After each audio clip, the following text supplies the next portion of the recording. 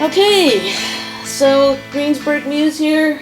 I am with Joseph Disaster, aka So Death Cannot Find Me. And we're going to be talking with him about some of his songs. Hello, Joseph. Hello. How you doing? Pretty good. How are you? Cool. So you're originally from Scottdale, right? Yes. Okay, were you born and raised there? Yeah. Pretty much lived there all my life. Moved out a couple times, different parts of PA and stuff like that. Lived up here in Greensburg for a little bit. Okay. How long have you been playing? I actually started playing drums in the 5th grade. I'm originally a drummer. Oh. Started doing different bands with friends. I wrote like most of the lyrics, even though they were like the guitarists and stuff. Mm-hmm. And I got to the point where I was having trouble finding people, and I kind of got tired of not being able to write my own songs. Like it was always, I can do the drum beat, but I can't. I'm like humming, melodies to people and be like, play this, do that. So it just got to the point where, because I couldn't find other guitarists or stuff like that, I just started learning to play myself. Cool. When did you kind of know, like, this is what I want to do? This is something I really want to do all the time? Well, that I wanted to do was probably like around high school. I have like two, I guess you could say, influential moments. One is when I was like a real little kid, though, that just put me on the track of like rock and roll and just music in general. And I was at my cousin's house, and he had a Jerry Lee Lewis tape he was listening to. And I was making fun of him because he was like a bully to me when I was a kid, so I was always trying to get him back for being, So I was making, what are you listening to? What's this crap? Or something like that. Right. And he's like, oh, this is Jerry Lee Lewis. And I was like, well, who's that? I don't even know who that is.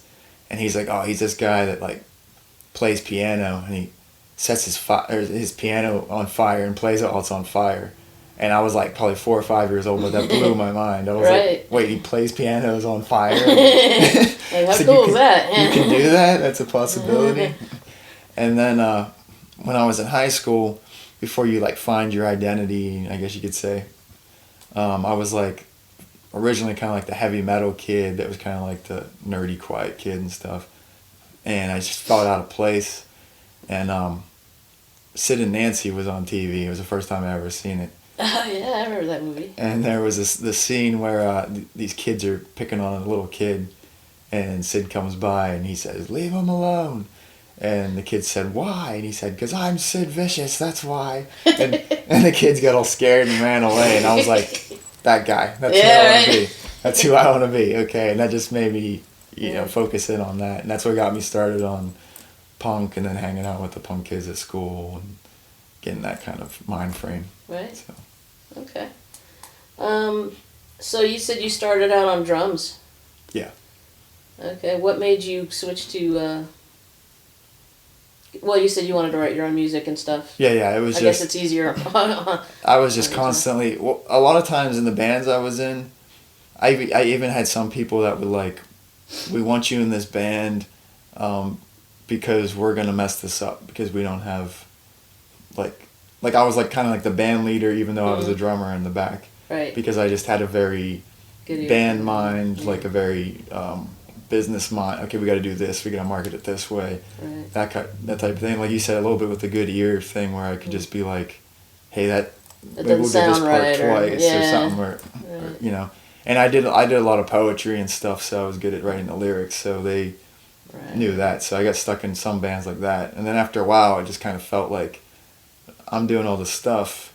I was never like a big-headed rock star type person, but I just kind of felt like, well, I'm already the person that's like focusing everything here. Why don't I learn how to do my own stuff instead of just handing somebody lyrics and trying to hum them when I want them to play? Right. At the very least, I could actually maybe play them when I wanted them to play if I understood it better. So.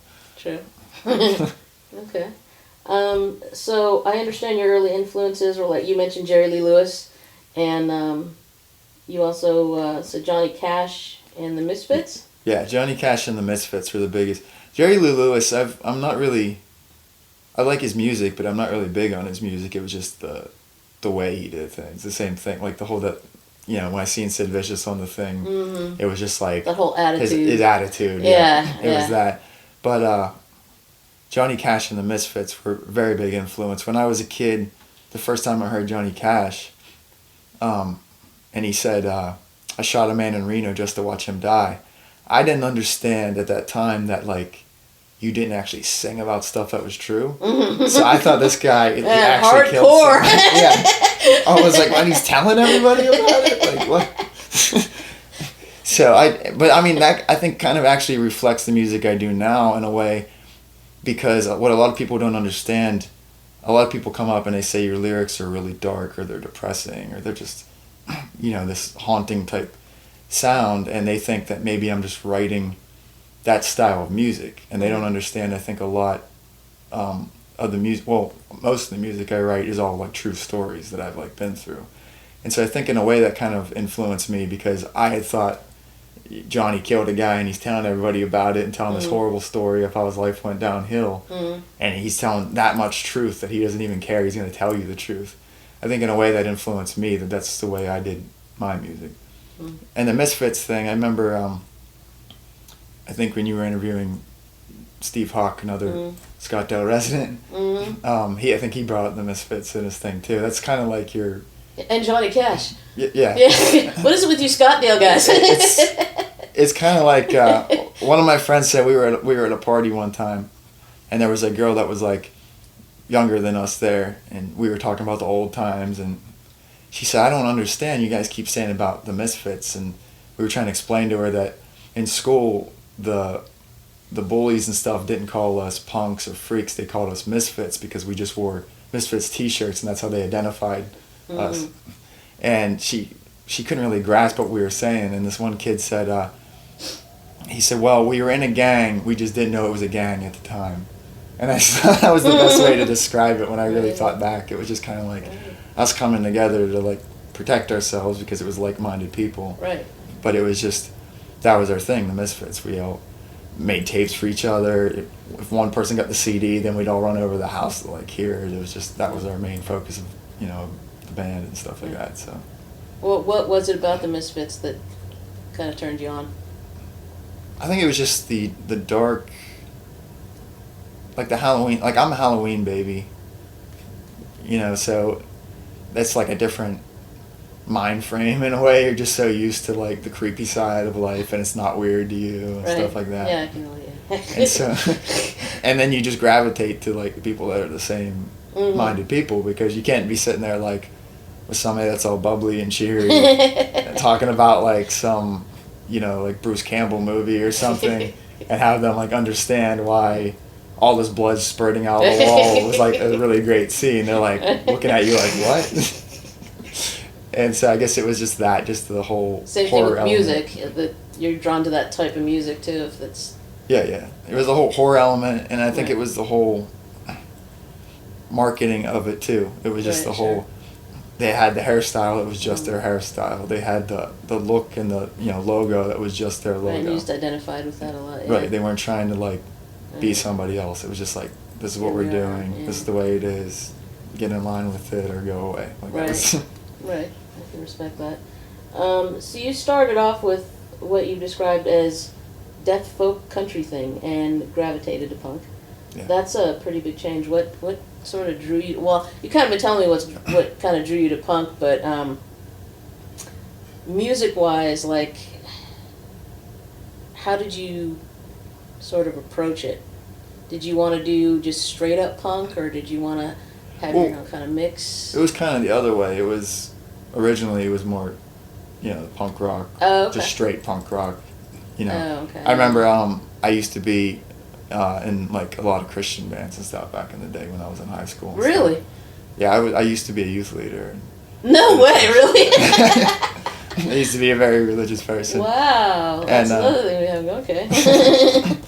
And I remember we had a band practice, and I had all these guys come to my house because I was starting this band, and they wanted to start like a MXPX, like, I don't know if you know that band. They're like a poppier Christian punk band. I don't know the Christian stuff. They're very, very big actually outside the Christian scene too. Oh, okay. But they're very like Blink-182 or Green Oh, Day okay. style. Oh, okay. And they came over and they were like, okay, well, what do you want to sound like? What do you want? And I was like this, and I like hit this tape, and it had the Exploited, the song 15 Years, which is like a ridiculously heavy song. And I was like, I want to sound like this. And they just were like, what? You know, they want to do something more mainstream, and I was like, I just want to be like loud and playing stuff that's like making our fingers bleed and stuff like that, just real fast and everything. Right. And then where I am now, the whole folk punk, like death folk, death country, whatever you want to call that style, it was very. It started a little bit when I lived in Lewistown, which is where my kids live. And when I was like up there and I was trying to like have a family and do the family life thing, and things just weren't working out. It was just kind of like grasping at straws going through your fingers and stuff. And stuff was falling apart, and I came to the conclusion at one point, like, this isn't going to work. Even if I want it to work, it's falling apart. And so I started getting more into like the blues then, and I always wanted to play the blues, but I always felt like I didn't, like with the blues, I feel like you gotta understand it a little more. Like you can't just fake your way through the blues. Like when you hear like Robert Johnson playing something and what he's singing, like he's really singing out like this pain and the stuff that he's went through. Love in Vain is one of my favorite songs, and just him talking about taking this girl to the station and she's leaving, and there goes his mind left with her, Right. So I always kind of wanted to play the blues, but I felt like I went through enough stuff to really be able to express it. I mean, I always felt fake. And I was up there and I picked up my guitar and I was watching my daughter that day, and I just had all that pain and realizing this was falling apart, and if it did fall apart, I didn't know when I was going to see my daughter again, and my daughters are really important to me. And I picked up the guitar and I started singing one of the songs that's on my first album now, A Judgment Day. And the first line came out of my mouth, "Southbound train's been calling my name, and I don't know if I'll be seeing you again." And it was just this heavy, like, wow, like that's what I was trying to say, but it was just this painful lyric and stuff. And then that just started to like form. At first I was trying to exactly sound like Johnny Cash, and that's why the first album sounded more like that. I was trying to just always be that sound, always be that. And I had kind of a, sorry if I'm being kind of long-winded, but It's okay. I had kind of a vision at one point when I was kind of sitting down and saying, what do you want this to like be like, And I think that came from the whole, like I was saying about the whole Misfits thing. Like they had this, the way they were and the style of this and that and the other. And Right. I was like, well, okay, you got to sit down and you got to say this is the way it's going to be, and this is the way the music's going to be, and this is what you're going toward. That's your goal, and this is, just put it all out. And I had this odd vision of just somebody walking, dragging a guitar behind them, like walking into town, like this creepy scene, And when they got close, they didn't have any eyes, and they didn't have a heart. There was like a hole there. And I was like, what does that mean? This weird vision I was thinking about. Was it a vision like a waking vision? It was like more of just a daydream, deep thought process, just kind of like seeing this image and just being like, Okay, gotcha. and then kind of like thinking of what's the backstory of that? Why is that person like that? And it was about facing the things that are hard to face in life, like fighting the monsters with your music, and like the Nietzsche quote, if you look into the abyss is going to look back into you. So it's kind of like not protecting your eyes from what you're seeing. And the heart thing was like the pain from all the heartbreak and stuff, and not wanting that around you, but having to face it at some point. Right. So it was that just kind of was like the mind frame of it, where I was like, that's what I want to do. I just want to go out, say this painful stuff, face it, say it so other people that are listening to it aren't really getting depressed, but maybe they're relating, like, man, my life fell apart here, or I'm going through this hard time, and he's singing about like the same thing. Right. So. Okay. Yeah. Well, that's kind of what I think the goal of most anybody that creates is to connect. Yeah. Yeah. Yeah. So, your sound, what do you sort of consider your sound? I know it has punk in it, and it just has different elements. Like you said, death, folk, country, punk. Yeah. um, Originally, I was like trying to figure out what to call it. I was calling it death folk at first because that was how a friend described Johnny Cash's sound to me one time. He's like, well, he's not really country, but he's not really this. He's death folk. He's his own thing.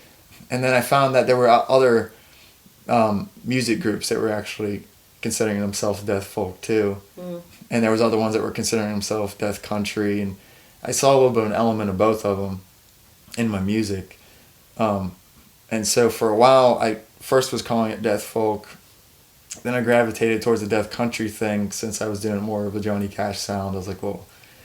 But then I started incorporating some more influences and kind of finding my own place where I wasn't trying to chase this sound. Mm. And I started at that point, started going back into more, like the actual main focus of my music was to, when stuff fell apart with my family and I realized I'm going to be 150 miles away from my kids, I didn't want them growing up and saying like, you know, did daddy love us, or like, what did daddy want to tell us or teach us or something. Right. And so that's what I started putting in my music. Like the whole first album, almost every song is about missing my kids and being far from my kids, and this is why I'm far from you, and this is the pain I'm going through, and you know, I love you, just so you know.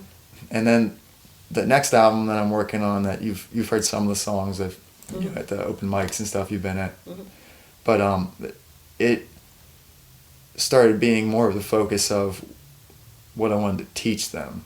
Right. You know what, I'm not there to teach them a lesson every day, but maybe if they listen to this, you know, they'll take something bigger from it. So music's a great way to teach. Yeah, and half the album is like just to them directly, just more like, this is how life is, and this is the hard part of life, and this is how you should treat people. It's like these lessons like that. Right. And then the other half is more political, but it's political in the way of like I'm an anarchist. So like it's more like teaching people how to come together as a community and how to love your fellow man, and how you have to take care of your neighbor, and that's the only way that if you stop wanting a government to take care of this problem and that problem, and you actually look out for people instead of trying to, you know, be selfish or take advantage of people or something like that. It's the only way to like get out from underneath that. But at the same time, those political community discussions are stuff that I want to teach my kids. And at the same time, those life lessons that I want to teach my kids are stuff that I want to teach the common person that's picking up the album too. You know, it's like, this is the way, this is the way that we should be to each other, and this is, you know, how to love each other and stuff like that. So, so that in that way, I got more towards the folk punk scene, which has been really good to me. I've met like a lot of great people through that, and they're just very political minded people, very much like solidarity. We got to come together and help each other out type thing. Very like underground scene where you're playing like house show. You call somebody and like you can book a whole tour just playing at people's houses, like that type of thing. That's cool. So in that way, I came back to like, I guess, my original roots with the punk thing, but then kept true to like just the sound I was going for, and just kind of like molded the two. Okay. You mentioned do you still consider yourself a Christian? You mentioned that you were in the sort of the Christian. I'm not a Christian anymore. Like I believe in God. A lot of people hear that. I've had like a lot of debates with former friends that are still very religious, and they just automatically go, "Oh, you don't believe in God," when I say like I'm not a Christian or I left the church or something.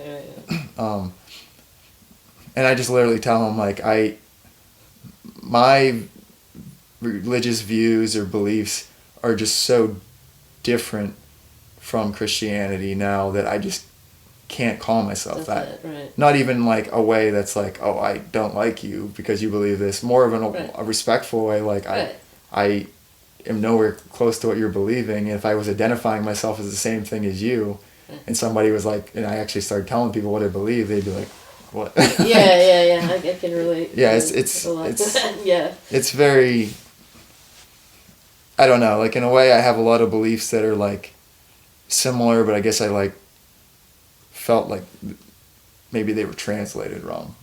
Like that type of thing. That's the simplest way without getting into a long conversation that has nothing to do with this. Yeah. I just, off the cuff, was wondering because you mentioned it. But yeah, I can definitely relate to that. So here's a question that actually everybody told me to ask you too was, so Death Cannot Find Me. How is that, like, because I know you go by Joseph Disaster and So Death Cannot Find Me. How did you come up with that? And is that kind of your second moniker? Is that what you go by professionally, or? The Joe Disaster is, I'm really weird about like, I don't ever want to be famous. Okay. Like most people are like, oh, I want to get famous, I want to get popular. Like that's the most horrifying thing in the world to me, to like even picture being famous. Even when stuff's like picking up now, like I'm starting to get a lot more shows, and I just did a radio show 2 weeks ago, and when that all started picking up, I started going, I don't know if I want to do this. I started being like, maybe I just want to back off and just cancel everything. Like it's scary to me. Yeah. So the Joseph Disaster part came from a band that I used to be in, and we all had the same last name, Disaster, like the Ramones. Oh, okay. And I loved it because I was looking for a moniker or a stage name, because I didn't want people to actually know my real name, because I was trying to not, if something ever did blow up, I didn't want to be famous or people to actually know my real name. Okay. So, and I always felt it was weird to like name yourself, because you're always going to give yourself the coolest possible name you can give instead of like something that's like accurate. Yeah. You know, like the old blues guys, like somebody would always like give them a name or something, like they'd be playing like really good and they're like, oh, you're Lightning Tompkins or something like that. Yeah. But like if you're going to name yourself something, you're going to give yourself Mr. Awesome. Yeah, exactly. You're going to give yourself the greatest name you can give you, and I think that's like cheating. So I was always waiting for somebody to bestow a moniker on me. And they already had that, you know, our last name is Disaster. Okay. So when they said, okay, you're Joe Disaster, I was like, cool, you know. Yeah. So that became my name in a sense. Okay. But So Death Cannot Find Me comes from 2 or 3 things. The main part was the movie Waterworld. There's a really great scene where they ask a little girl in there about Kevin Costner's character. She starts describing him and saying, oh, he can do this, he can, you know, swim this many miles underwater, and he can, you know, all this amazing stuff. Yeah. And she says he has no name, so death cannot find him. Oh. And I always thought that was a really cool idea, and that attracted me to the old Clint Eastwood movies, The Man Without a Name. And so I kind of connected the two, like, oh, he doesn't have a name, so death can't find him, that's why he doesn't have a name, like that. So I like that whole idea of like not having the name, but it was kind of a tongue-in-cheek thing. It was kind of, obviously death's gonna find everybody. Right. And so it was kind of like a way to keep me motivated to keep moving, because I, you know, can get kind of like put things off and procrastinate things sometimes. And when I was first doing music, I have piles and piles of tapes, because I was originally doing it like analog. And at one point I thought, why haven't I been discovered yet? And then I realized, oh, for like 8 years you've been recording in your bedroom and you've never actually played a show. That's why nobody's ever heard any of these songs. But I was just so geared towards making the music, and I was putting off the whole rest of it. Right. So it was kind of like, it became like a life thing. Like, for instance, like the issues with my kids and stuff, wanting to be in their life. It was like, okay, you can't just go, okay, tomorrow you're going to do this. You have to do it now. The same thing with the music. It was like, okay, you can't say tomorrow I'm going to book a show. Like, there's going to be a show tonight. Somebody told you can play it. You know, pack your bag, get in the car, drive up there and play it. It was kind of like that. Like, kind of reminded me in a tongue-in-cheek way, like, okay, you're getting older. At some point, death is going to find you. You got to get the stuff you need to get done now. So it was kind of those 3 things like stuck together into one Okay. mishmash. So, who would you rather be known by as far as like, if you're being introduced? Would you rather be introduced as Joseph Disaster or So Death Cannot? When I get introduced, like ultimately, So Death Cannot Find Me. I just kind of want to dissolve into You just want to that go for persona. the whole. Okay. Right now, though, like people seem to get confused by that, so I just I just let them Because go. they kind of with the expect joke. a band, right? Sometimes Right. it sounds like it would be a band. Right. Yeah. Or they like even just the idea that I don't like everyone when there's a even when there is a band. This is Jim. This is Paul. This Right. is Becky. This is the people that are in the band. Yeah. And when you just don't want to actually have a name, it's like the Oh, weirdest okay. thing to them. They can't Yeah. process that because everybody has a name. Everybody so. has to have a name. Yeah, that's Right. cool. I like that. So, describe your writing process. How do things sort of... I don't even know how to really even start there. There's different things. I'm one of the people that kind of believes that like music, like you have to be a conduit to it. Mm-hmm. Like it's not really something that you're even doing. Mm-hmm. Yeah, I mean, it might be from experiences that you have, but the actual song itself is like something you're channeling Yeah. through you and stuff. Right. Like I think if you're just going up there and you're just like playing notes and you're just singing lyrics that people want, you're an automaton in some way. You're just like when you go to like Disney World or Epcot Center and there's like the automated robot, you're just doing what sounds good. Right. I think to really key in on music, you have to like be a copper wire that's ready for the electricity to go through. So a lot of times, because a lot of my stuff is like true stories and stuff, there'll be something that maybe has been like in my head for a while that I've been just thinking about. Like I live in the middle of nowhere, so I do a lot of just thinking. Like just sit there, it's quiet, I'm not doing anything, I'm just thinking and thinking. And so I'll just like philosophically like think of something and then break it apart and then think, okay, somebody else would think of it this way.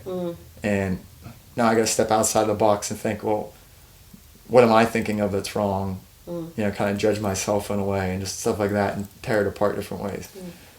And sometimes I come across things that, like my newer song, Flower and Flames, a lot of the lyrics in there were just either dreams or thought processes about certain things that just got really deep where I was just like pulling this apart, that apart, or what do I want to convey here? And so a lot of it will be like, some of it's like really personal stuff. Like I said, the stuff with Judgment Day, everything was like falling apart and I wanted to let my kids know I loved them. So it was like, okay, I got to put all that in this song. I'm very empathetic to people, so I pick up a lot of things, like just being in rooms with people and a lot of like emotion and stuff. So I have a lot of songs that are just really deep, true stories about like people that I know or have come across that just told me a painful story or at least picked up stuff that they've been through. Right. So I convey that.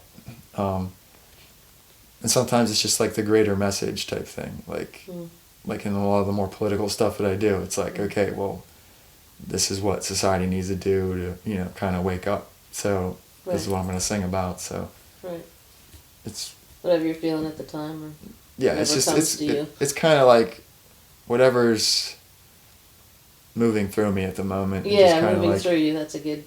Yeah. That's a good way to put it. You said a lot of your first album was recorded in your car. Yeah. How did that work? I have a digital recorder. It's bigger than the one we're using there, but it's probably about as big as a VHS tape. Okay. And it's an 8-track recorder. Oh. And you can actually do all the mixing down, all the effects are on there. What'd you do in your car? It was originally, like, I'm staying with my parents right now, and I work night crew. So I'm usually sleeping when they're at work, and I'm awake at night, and I would get I gotta do this music, I gotta do this, and they're sleeping, and I'm like, crap, I can't really like play loud or sing out because they're asleep. Yeah. But when I got my drums, my grandfather bought me the drums, and my dad bought me the cymbals.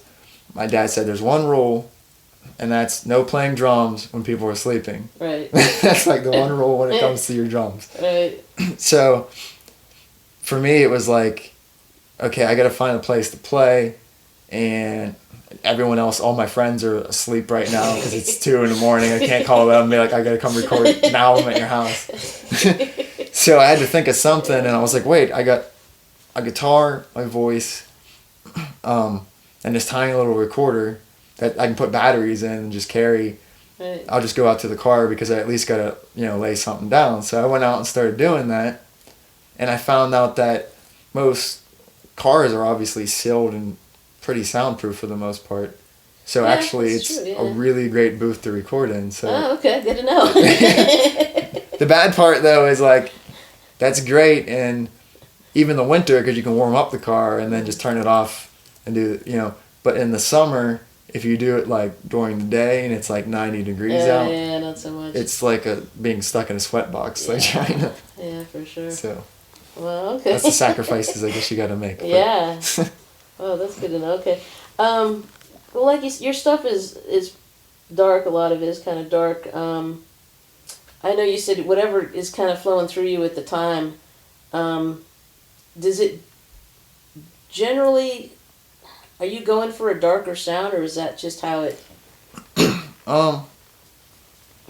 Maybe a little bit of both. Like, Yeah. I'm not. Like, if you talk to me, people are like, oh, he's a really positive person to hang out with. Like, I'm always like trying to keep Yeah. people positive and be there for my friends, and I'm kind of known as the person that really like puts people together and helps people when they're falling apart. Right. But I'm good at that because of all the times that I fall apart. Right. Like, I'm so used to falling apart and things. Mm. I've had like a really hard years in my life and hard, time. And so I'm just really good at like, hey, like I've been through hell, and if you trust me, I will get you out the other side. It's not going to be easy. Here's the manual. Exactly. Yeah. And that's kind of what musically, like I try to be a positive person, but I don't really believe that life in itself is positive. I think it's quite negative. Okay. So that's actually perfect. I never thought of it that way, but that's kind of like what I'm doing when I'm handing you an album. Right. I'm saying, here's the manual. Yeah. This is what it is. Right. Life is crap. Right. Here's how you get can through relate it. to this, yeah. If you need anything else, call me. Like that Right. type of thing. It's Yeah. So it's not really necessarily wanting to sound. There's been a couple of times like my friend's wife always tells me and him like, Joe writes the most depressing music ever. And I can't really like his voice sounds good and I like the way his music sounds, but I can't listen to it because it's the most depressing music ever. And so I was really happy because I wrote this like this song that I thought was like this really positive, happy song. Uh-huh. And then I was like gonna share it with her, like, oh, she's got to hear this. And I think she actually heard it and she said, oh, that's really like the music sounded more, And then I like listened to the lyrics and I was like, oh wait, this is one of the like darkest songs that I have. Psych. Right? But to me at the time I was like, oh, this is a positive song because I was viewing it from a different mind frame. So it's not intentional, but I guess it's just Just how it comes out. the way things are. Yeah, it's just, yeah. I can relate to that. Is it like a purge for you also? Like when you write and you finish a song, is it kind of like purging you too? Is it like getting something out? Sometimes. There's a song.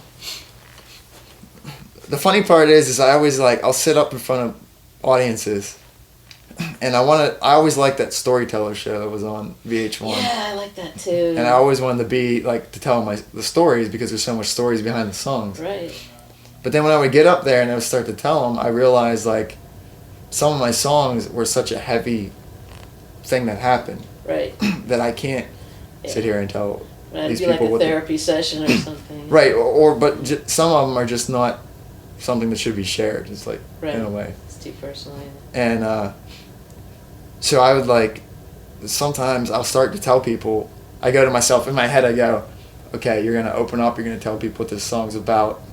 They're going to be like, wow, and they're really going to take to heart what the lyrics mean and what it means. And, I start to do it, and then halfway through my mind goes, what the hell are you doing? You can't tell the story. It's kind of a really not good. This will be an interesting interview. So then I like back up, and it's this weird like battle because I'm a person. Yeah. One of my friends that I used to have defined me. She said, "Joe, what you do is you're this person that actually is who you say you are." And almost nobody on earth actually is that, because they understand on some level you have to put up walls for survival. Mm-hmm. She's like, you don't do that. You like walk up to people and you say, hey, this is my name and this is how old I am and this is what I do. This is what scares me. This is what hurts me. This is what makes me cry myself to sleep at night. This is what can destroy me. Mm-hmm. And then once you put all this trust in somebody and then they break you, for some reason, you get back up and then you walk to the next person and you say, hi, this is my name. And you start it over again. And she goes, we're all sitting there like yelling at you, stay down. Don't do that. Right. And you just get up and just keep destroying yourself, but it's because you refuse to be that fake person. You refuse to put on the mask because you want people to know everything about you. Not just even the things that you're comfortable with, even the things you're not comfortable with. So it's kind of hard for me sometimes because I want to do that with my audience. Yeah. I want to say, hey, this is the darkest thing that I've ever been through. And you're here with me now. And I'm going to tell you the pain that I went through because I want you to understand me. And I want to understand you too. That type of thing. Right.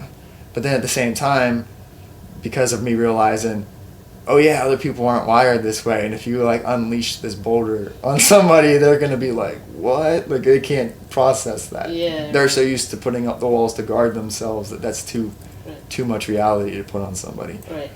So a lot of times it shows like I'll start to say it and I give like a watered down version, or I'll throw in like a joke to make it not. Yeah, I edit it like on the fly. Right. And you were saying about the purge thing. I got a little. It was on topic, but a little off topic. That's fine. There was a song, and the reason I brought that up is there's a song that I won't go into the meaning of it because of the meaning of it. It's just too much. Okay. Deals with too much personal stuff that really can't be talked about. Maybe if I'm old and on my deathbed and doing some interview with somebody else. Is it one of these? No, I'm pretty sure it isn't. Oh, good. I don't think it is, but I'm fairly sure. Just move on. I'm fairly sure I purposely did not send that song because I was like, she's going to ask and I can't go. No comment. Yeah. But the song, like, it was a way to deal with it, but it really wasn't a purge because in a way it was kind of like there was no way to sing that song without everything still being there, without everything still coming out. You're feeling it as you're doing it. Yeah, and having to face it. So in a way it was kind of, some things might be a purge, but some of them are reliving it. In some ways that can be negative, but in other ways it's kind of like, because I don't want to be a fake person that puts on a mask or puts up a wall, it makes me face those things. It makes me peel off the scab sort of thing? Yeah, it makes me not have a place to hide, so I can't go into a safe place that makes me become too passive about serious things, that type of thing. It keeps me active on those things that really matter. Sure. So. Wow, that's pretty brave of you. It's a lot braver than a lot of people. Well, let's talk about some of this. Flower and Flames. What are you saying with this one? Flower and Flames, the most interesting thing that started that song was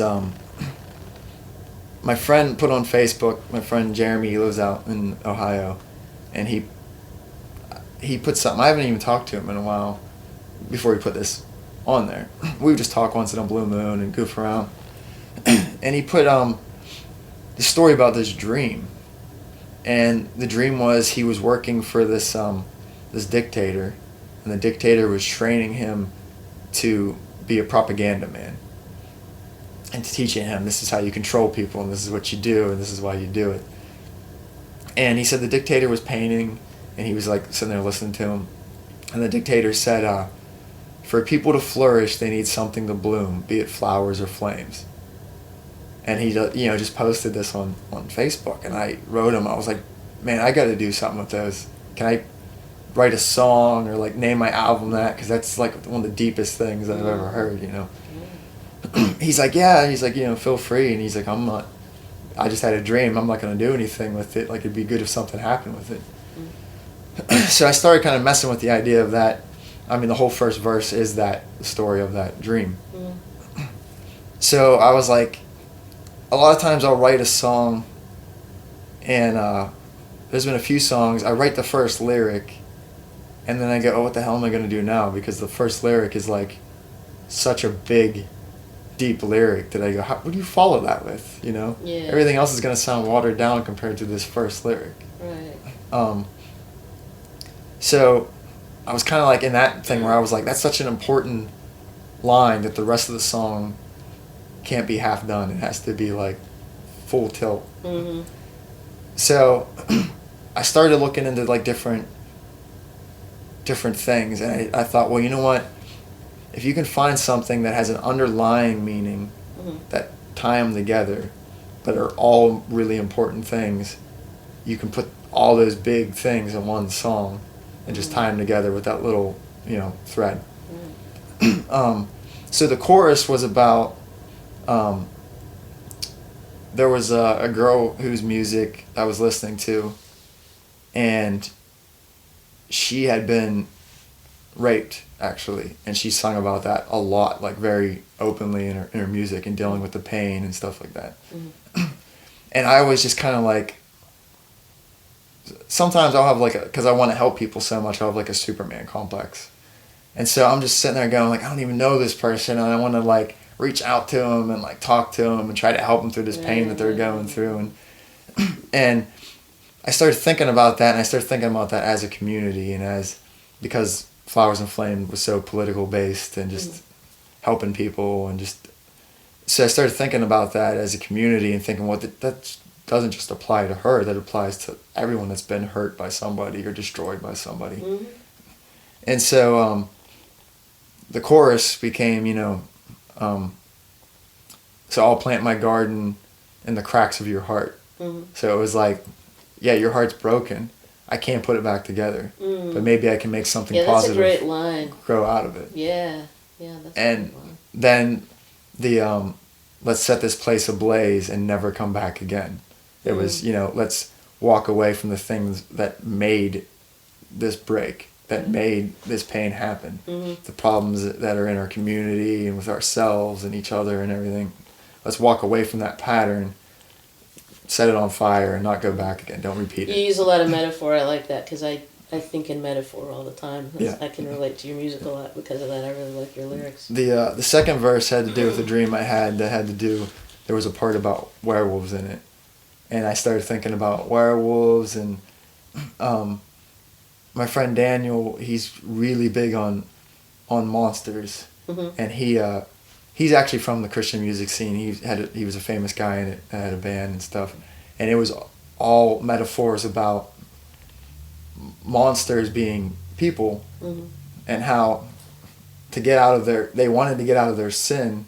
They were hopeful monsters, is what he would always say. So he always would do metaphors with monsters. And I started thinking about, like, in that mind frame that he had about werewolves, and it came to me that, like, werewolves aren't something you should actually be afraid of, because why, if a werewolf busted in your door, you don't go like, what's that werewolf's intentions?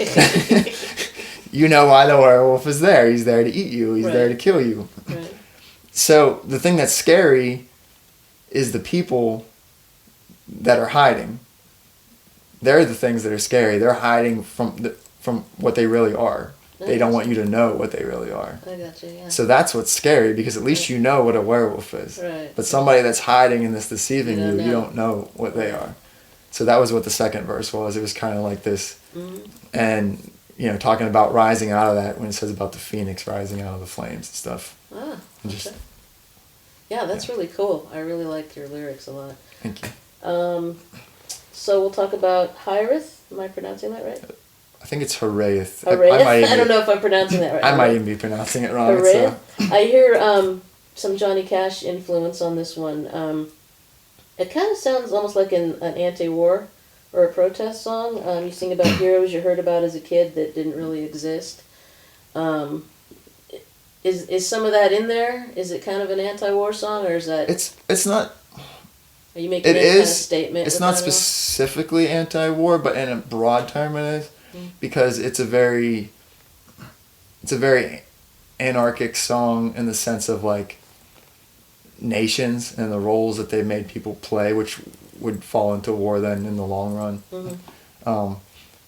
That you have this like thing that's basically there's a plant that you beat and turn into a textile, and then you take some more plants and you dye that plant, and then you hang it up on a pole, and because that's there, you have to go kill people, and you have to hate this person because we tell you to hate them, and you have to believe this thing because that's what you're supposed to do. And it's not even like a hateful thing towards a country, but it's just like, how do you not realize how stupid this is? This sounds like when you're a kid and you're playing a game and you say, I don't want to play this game anymore, and the people are like, oh, if you don't want to play by the rules, then you can go home. Like, it's just, we're just playing a game here. Like, this is like some weird made up game you made in your head. And it was kind of about like growing up in the 80s. Like, I was born in 81, and it was about being a kid, and G.I. Joe was just such a propaganda machine when you actually look back at it. You don't realize it then. I remember, But even little things, like if you actually pay attention to the voices of all the bad guys, all the bad guys on G.I. Joe all have Russian or Eastern European accents. And the ones that don't have those accents have Southern accents, because obviously the Southern people are the bad guys too. So it's all like stereotypes of what we're supposed to, recognize as the bad people that are a threat to this. Them. Yeah. And so it was about that. Like I just thought about like how when I was a kid, you had Rambo and Rocky and all this stuff that was this, everything was like Cold War oriented, and we have to do this, that, and the other, and these people are bad, and this is why. And when I was little, my mom came out, and she found me. I was probably like somewhere between 7 to 9 years old or something, and I had all these encyclopedias out, and they were all open. It was Saturday morning, and I got up early and had all these encyclopedias out. And I was a kid that always read encyclopedias. I was always interested in learning stuff. But I had them open to missiles, nuclear power, rockets. She said, "What are you doing?" I said, "I'm trying to learn how to build a nuclear missile." She said, "Well, like you're a 9-year-old kid just instead of trying to build it. Why?" She said, "Why are you trying to build a nuclear missile?" And I said, "Well, America has their missiles to protect them, and Russia has their missiles to protect them, but who's protecting me?" Good logic. And what had happened was I had seen the thing in the mornings that they used to run where they played the national anthem and they had all that patriotic imagery. And they were showing rockets taking off into space, but I thought they were nuclear missiles. Okay. And they were showing all this, the military stuff and stuff like that. And so that like freaked me out like as a kid, because I was constantly being told these people are bad and they want to hurt you and they want to kill you. And so when I thought back, I thought, man, like I remember having these, like I actually believed in actual heroes at one point. And now I like look at stuff and like it's not, I think because everyone started like probably like the internet and stuff like that, people started to get like their eyes opened up. That whole, look, here's Rambo and he's fighting for you thing doesn't exist anymore. You meet actual soldiers that do come back that are heroes that have done heroic things, and I have respect for them. But they can't really paint that like the fake facade over the darker things, the torture things or the drone strike things or the stuff that they don't want you to know about that one time you didn't know about. So it was so easy to just watch G.I. Joe and everything was cool. Right. Right. Very black and white. Right. Like they shot down a plane and the guy's parachute always open on G.I. Joe. Everything was okay at the end of the day. Like, Well, what's the name Hyriath? Where did that? Haraeth is Hyriath. I'm sorry. I think that's how it's pronounced. I could even be pronouncing it wrong. You might be pronouncing it right, and I could.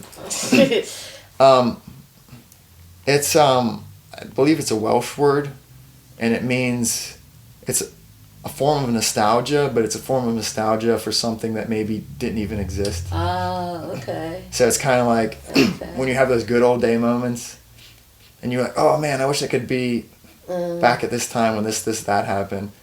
And then when you think about it, like maybe it never even happened that way, or maybe you're forgetting the negative stuff. Right, you're editing your memory of Right. I remember hanging out with my friends, and we used to go out and party, and it was so much fun. But you forget, like, when you wake up with a hangover the next day and how horrible that was every single day. Right. Like that type of thing. Okay, you only remember the positive or the thing that didn't really exist. Oh, so okay. That's how it ties in with the song. I got you now. Okay.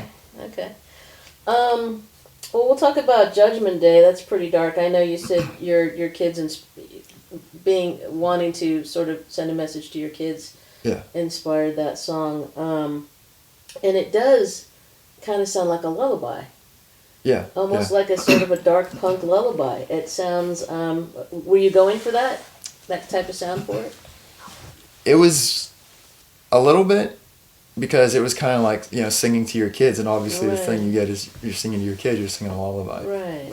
My oldest daughter, that's who, I didn't live with them when my youngest daughter had been born. Mm-hmm. But I lived up there when my oldest daughter was a baby. And I didn't sing like normal lullabies. I would go up and she'd be crying, I'd pick her up. I'd sing Lead Belly songs to her. I was that way too, yeah. I'd sing like In the Pines, or my favorite one to sing was Take This Hammer. I would always sing Take This Hammer to her, and she would just calm down. I did a lot of Bob Marley songs I'd sing to her. Because that's the easiest one, because you take No Woman No Cry and just put like your kid's name right in there, but then a lot of it was like emotional too, because it was kind of like, I vaguely remember doing the chorus for the first time, but I think it just became like the first thing that came out of my mouth, and it was kind of probably subconsciously, like I said, the lullaby thing. Mm-hmm. When I hit the chorus, and it was "Hush, little baby, don't you cry, Daddy's gonna sing you a lullaby," right. And then all the dark truth stuff came after that, Right. That's such a great combination. Yeah, I think it was just all that emotion coming out behind the fathering role. Right. It was trying to be protective and not being able to, because of how raw and true everything was. Mm-hmm. So it was kind of like putting that like protective little cushion that you do as a parent, but then all that truth pushing it forward. Yeah. So that's exactly how. That's what I got out of it too. So you're really good at getting that across. I think in the song, as somebody who's never asked you about it before, when you described it, like, yeah, that's what I was thinking too. Well, one of my friends, he was all like geared towards fame, and he was always like, well, what are you gonna do if you don't make it?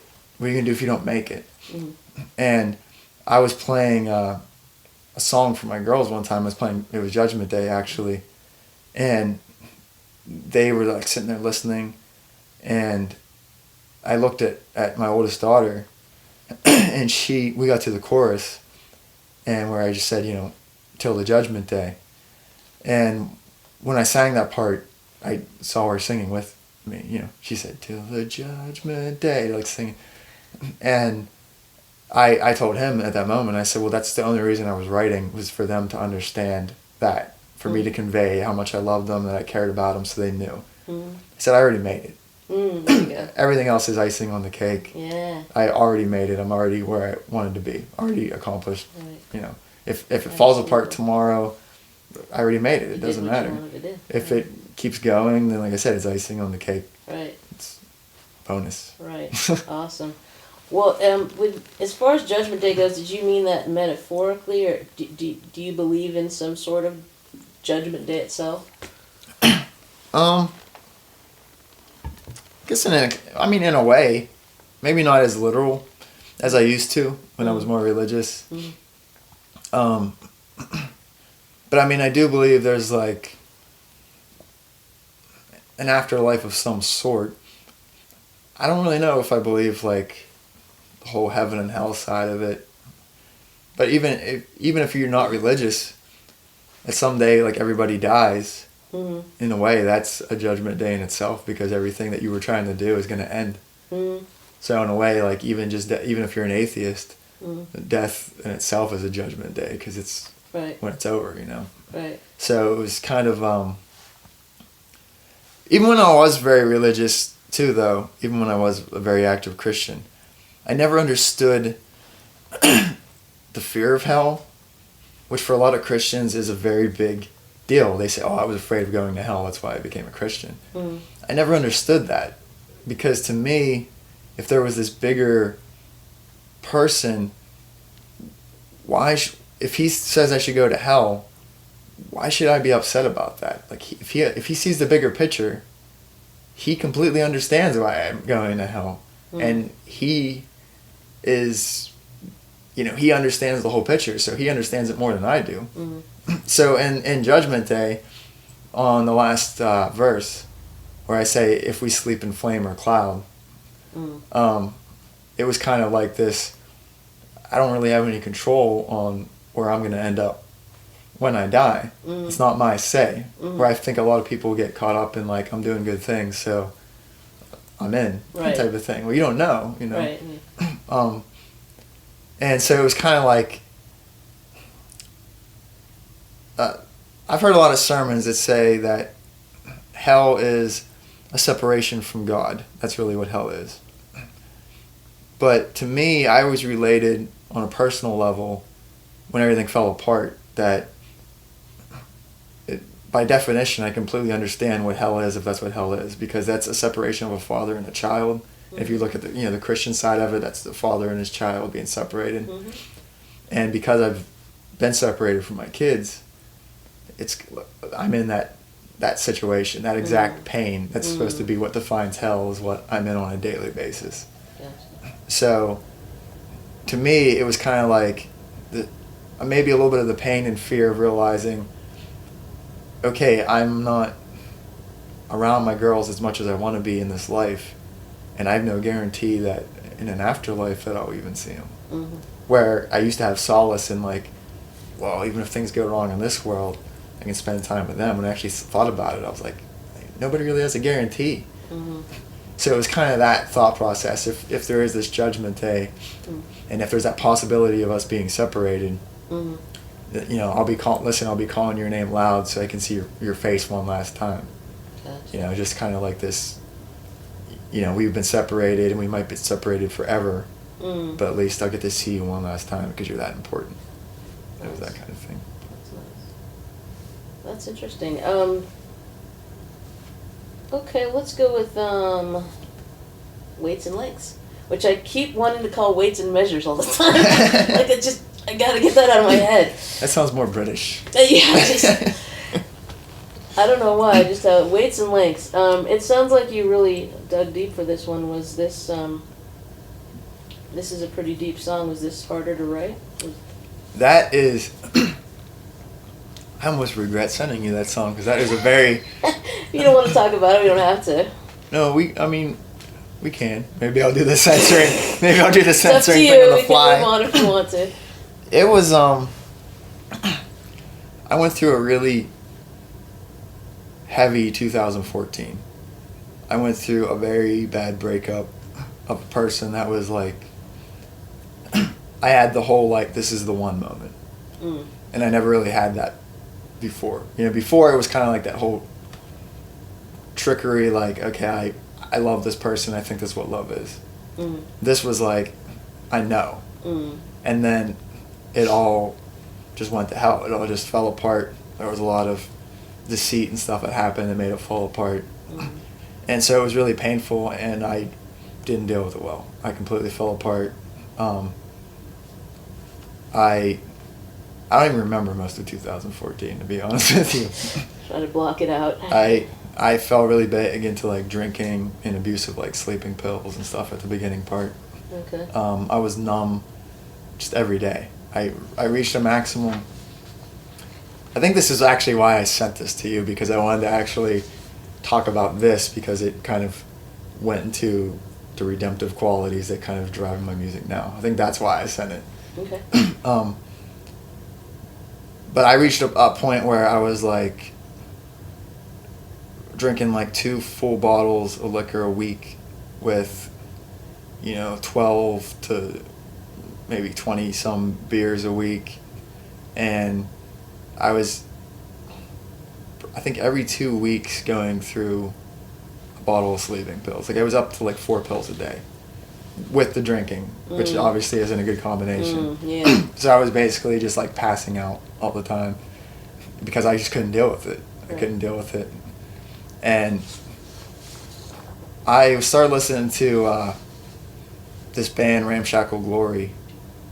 And that originally came out of Johnny Hobo and the Freight Trains, which is this guy, Pat. It's his solo stuff. And then he formed the band Ramshackle. But it's an interesting thing because he deals with addiction. And the first Johnny Hobo is him just singing about his addiction. He's glorifying in his drug use and trying to drink himself to death and all this stuff. Then Ramshackle Glory is actually after he came out of it and he was out of rehab and stuff like that. I had listened to Johnny Hobo for a while, but I just started listening to Ramshackle last year. But I never really listened to what the lyrics were. And I had been listening to this band for like a few weeks or something like that. And one day I just woke up and I was doing my whole process of waking up where it's just start back over again. I gotta go grab a handful of these sleeping pills. I gotta go pour some wild turkey in a glass and drink so I can pass back out again because I can't be awake. And I got up, I went over, I got the bottle, had the glass, was about to pour it, and I just stopped and I was like, I can't do this anymore. I can't. I don't know if I'm going to make it out the other side sober, but I can't do this anymore. I don't have it in me to do this anymore. I just hit a wall. And I had a live performance of Ramshackle Glory up on my computer, and I was listening to the song like every day. I started playing it, and I went, what's this song about? I never really listened to the lyrics, so I looked up the lyrics, and here, that's what the song was about. It was about hitting a wall, coming to the end of it, and just being like, I can't do this anymore. And I was like, wait, I've been listening to this song for the last couple of weeks and didn't realize this is exactly what And so I called a friend. I told him, I said, dude, I can't do this anymore. He was always like a friend. My friend Steve was trying to, not Steve Hawk, but it was a different Steve. He was trying to always help me out with stuff when it was out of control. And he called me every day after that to check up on me when I was going through the detox thing. How you doing, man? I said, dude, I haven't slept in 3 days. My legs won't stop moving. They keep kicking. I have pains and everything. He said, yeah, I'll call you back later today. I'm going to make sure you're okay. It was a good friend and just kept calling and making sure I was all right. That's nice. And that kind of put my mind frame on doing something more positive and like helping people. And so that kind of like fed it forward. Yeah, well, not really paying it forward, but just realizing it was kind of like that. Like I said, I've been through this hell, and so I know that I can help other people. And so it's that wanting to help other people and being empathetic to people and stuff. So Weights and Lengths was the heavy side of Weights and Lengths is the name Weights and Lengths.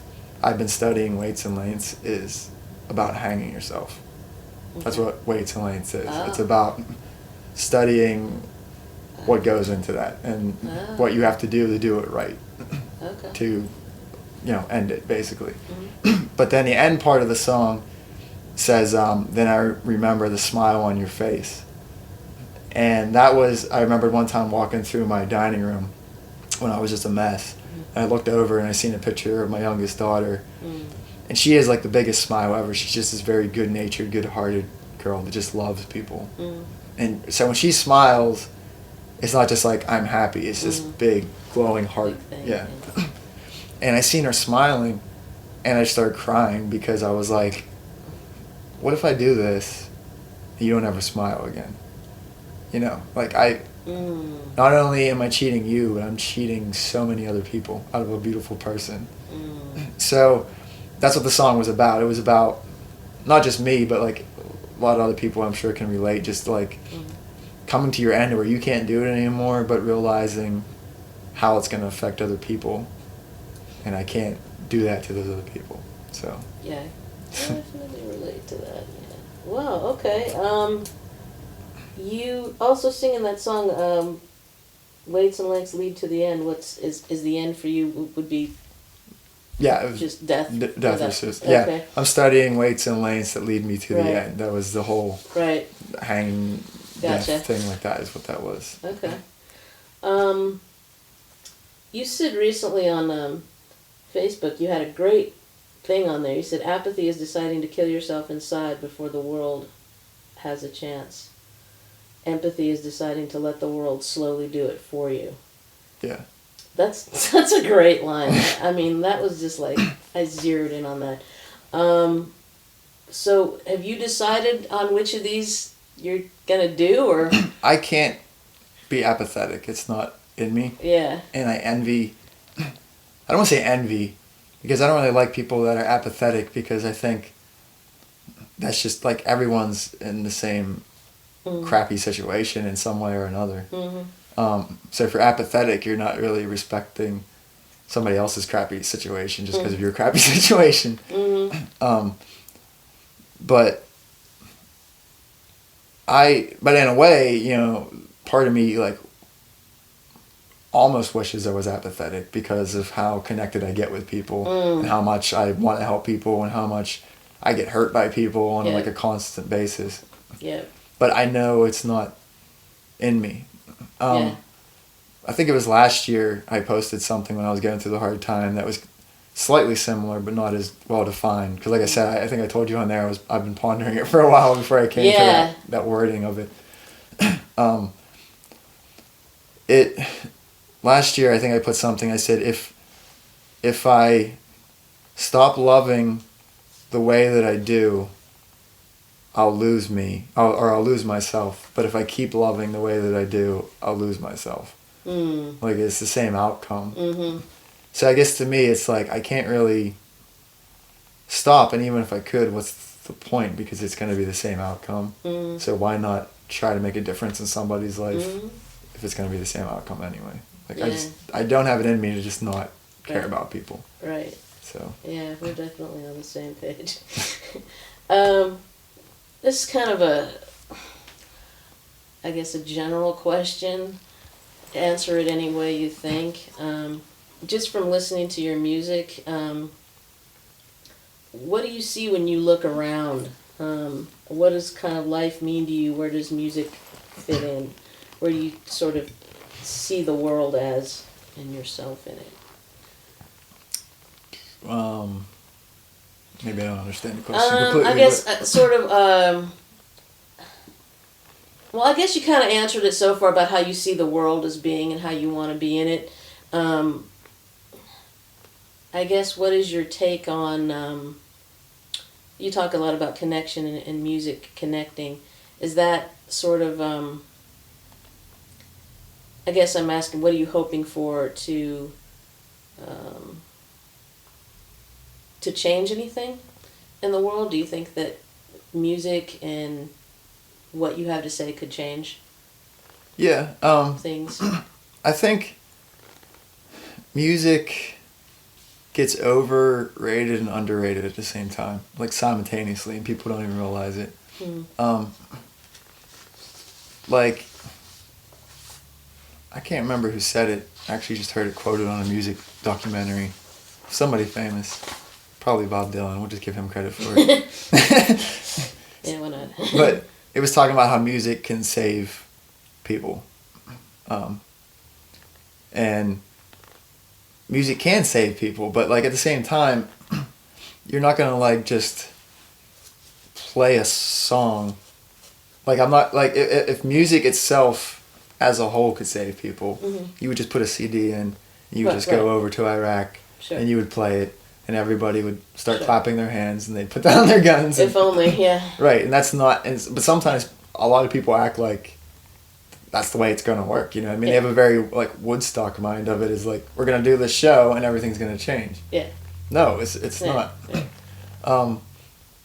But at the same time, music is a seed that you can plant that inspires people to change for whatever reason that you're conveying that relates to them.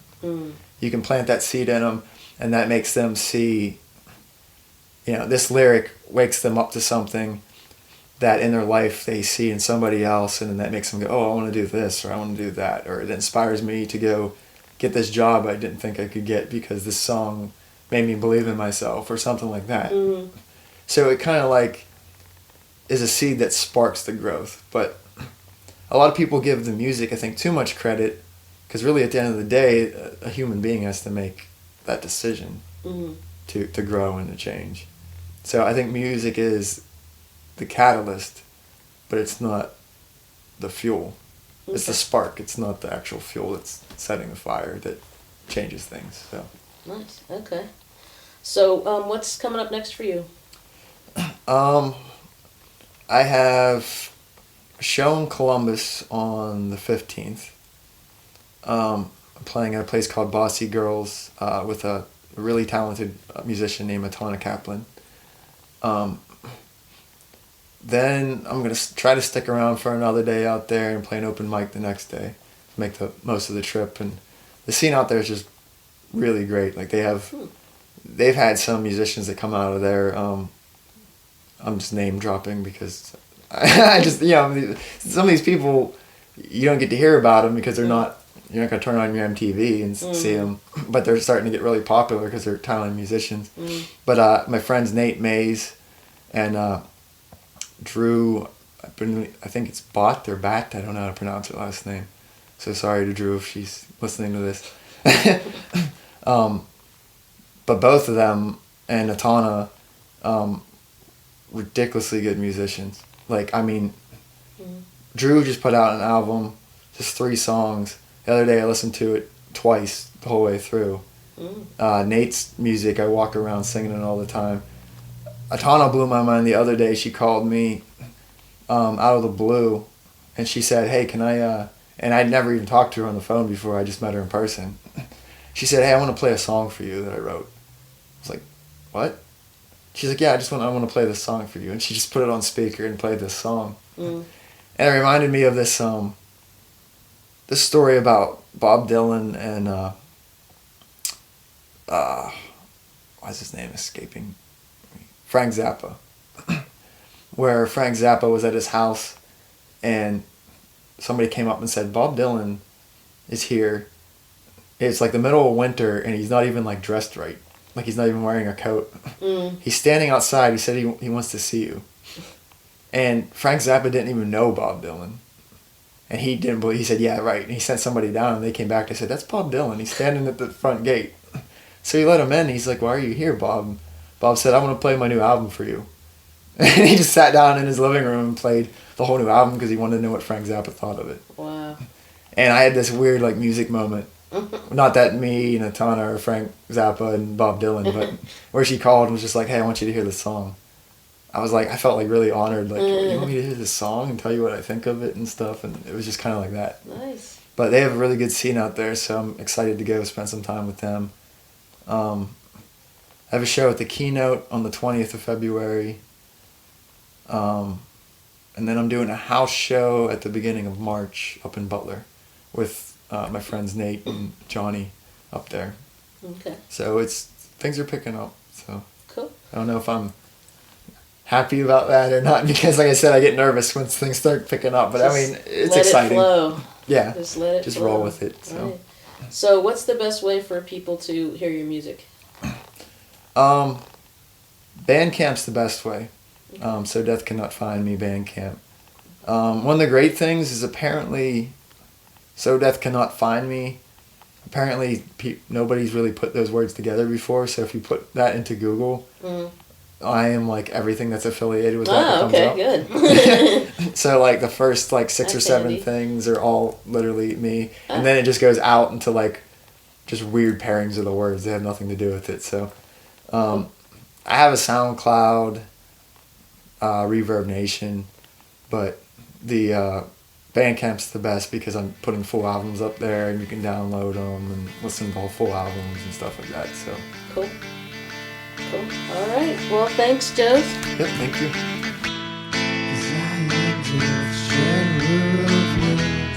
Touch every boy and every girl, everything of you, every great hand when you die.